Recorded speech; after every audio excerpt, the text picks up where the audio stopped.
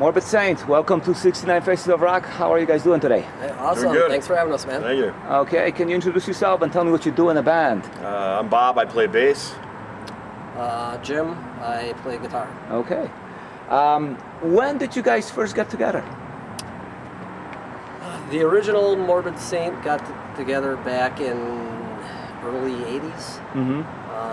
Played around Sheboygan. Everybody knows we played a lot of shows with Death, a few shows with them. Mm-hmm. And we were together till, I believe, around 96, Mm-hmm. 97-ish, after releasing 2 albums. First one. We'll get to that. Hang on. All right. Hang on. Okay. Don't give it away just yet. Okay. How would you describe those formative years of the band? The earlier stuff? Mm-hmm. Demo days. We were really young. Mm-hmm. Listened to a lot of bands like Slayer, a lot of thrash back then, early 80s thrash. It was a lot of just crazy partying and playing every day. We practiced all the time. At what point did you find your style? Oh, that's you're gonna be editing this, right? No, not at all. It comes as is. I don't really know. We first originally started the band. We were playing covers, so we played. Which is normal. Yeah, like Slayer. We played a lot of Slayer, Metallica, Whiplash, Exodus, just all that stuff, and then we just started writing our own stuff. And how I guess that was just a culmination of what we like listened a natural to, transition. I guess, yeah. We didn't really try to sound like anything in particular. We just that's what it was. Well, eventually that all transformed into your first album, right?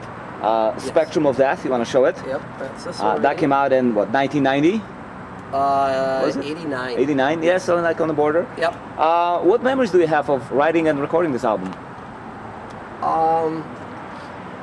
That album was written over about a year and recorded in a really short time. Really short time. It was not a long recording process. We recorded it basically live in the studio, and then obviously, did some other tracks. But it was a good experience. That's where we met our manager at the time, who managed Death, Eric Reif. And it was a good time for the band. Eric's no longer with us. What memories do you have of Eric? I mean, he was quite a personality in around these. He was. Eric was a really.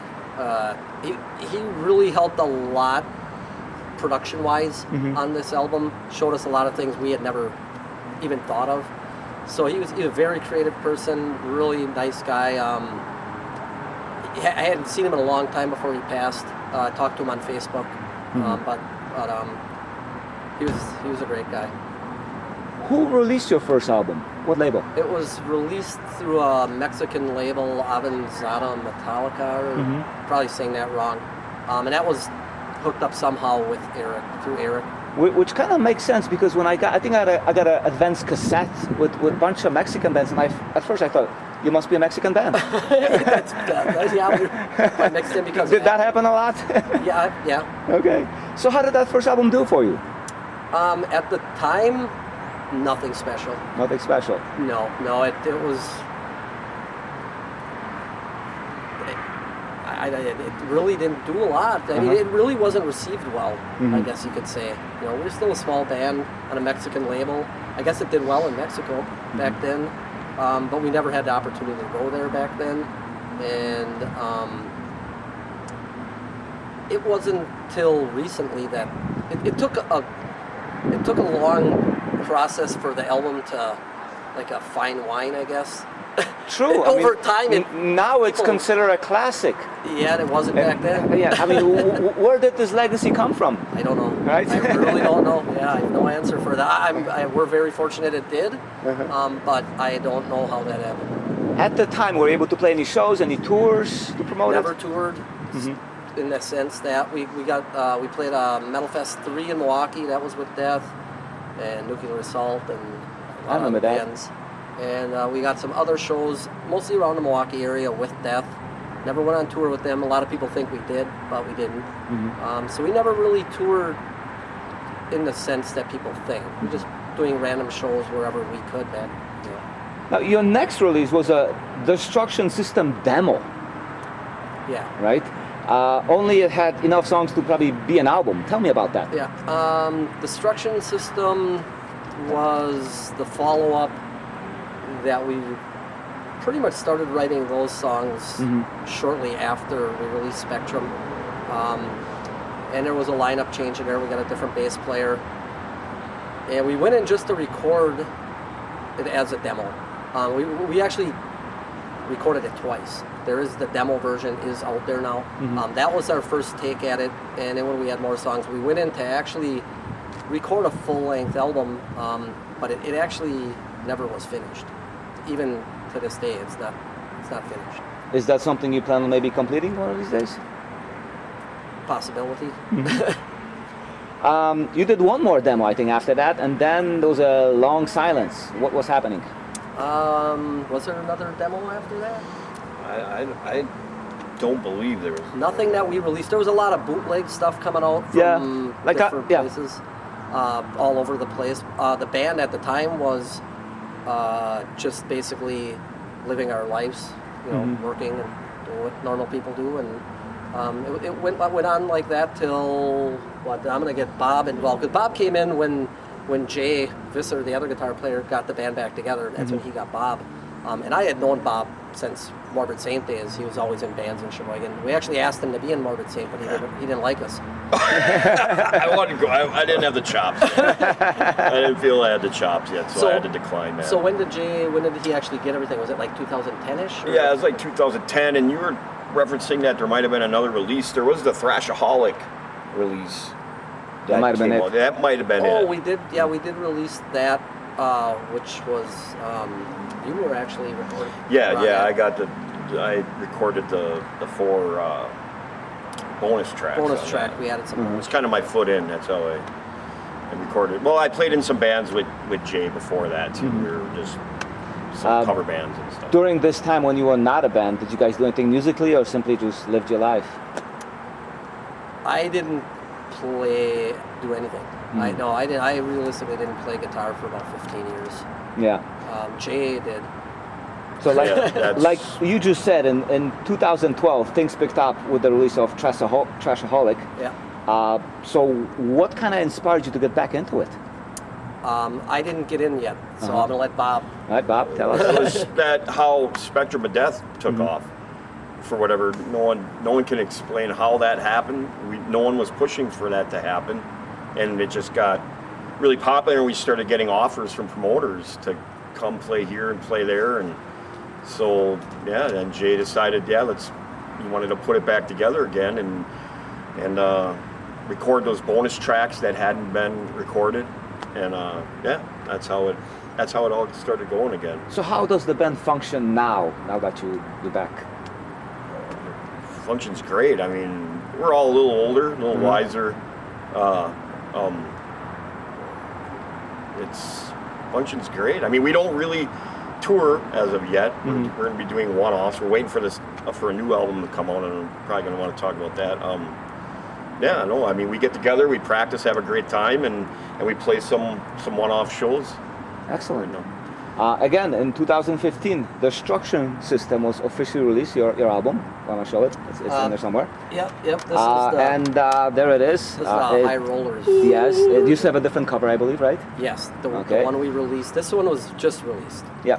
The one that was released in... Grindcore Records, I think? Possibly.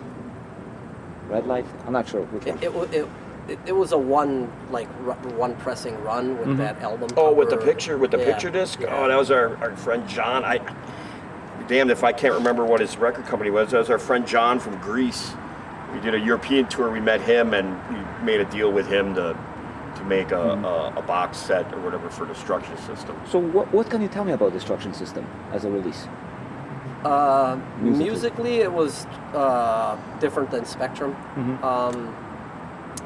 It was kind of a natural progression for us to want to get a little more heavier, slow down a little bit, more groovier. Pantera was big around the time, so that kind of fell into a little bit what we were listening to. We've always kind of written and based on what we're kind of listening to, or we're into musically. So that it's a more groovy album, I guess.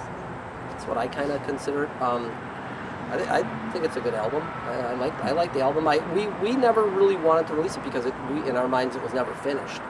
But things have been done to it, and I think it sounds alright. So basically, this album is the same as that demo, or because it has the same name. Different recording, but basically the same concept. Yes. Okay, that makes sense. How was it received? The original one? Oh, this one. Well, this one just came out on High Roller Records, and it seems to be doing pretty well from what I've heard from them. Because I bet a lot more people are hearing this than the original demo. Probably, yes. Yeah. Oh, yeah, yes. And now we were on, somewhere in there, we did have a deal with Century Media Records, and they released everything. They put it kind of all out there. That is finally over now, which was great. We appreciated everything they did. They were the ones that kind of brought High Rollers, was kind of with them. So we're still working with High Rollers now. But Morbid Saint now as a band finally has the rights to our music back. It was kind of gone for a bit. So we have it. So now it's in it with the streaming platforms that are out now. It's a lot more accessible to more people. You mentioned something about new album coming up. Yes. Tell us more. You wanna? Oh, go ahead. Well, we have a new album. It is in production right now. As far as it takes a long time to get albums pressed and CDs made. So it's fully recorded. We've released 2 singles from it so far. The name of the album is Swallowed by Hell. They'll have 10 all brand new songs. They were written over the last year and a half. Written and recorded. We recorded it in Wisconsin at Bell City Studios with Chris DeJurek. We recorded there, and then it was sent over to Chernobyl Studios in Poland to be mixed and mastered by Scott Elliott.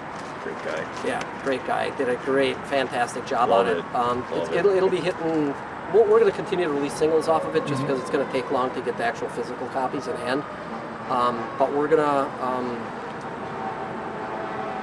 We'll have those for sale on our website. Right now you can purchase the singles, you can purchase our old music and stream on any platform. Is it going to be a self-release or somebody actually will put it out? It's self-released, but we have a deal with High Roller Records, but it's a distribution deal only.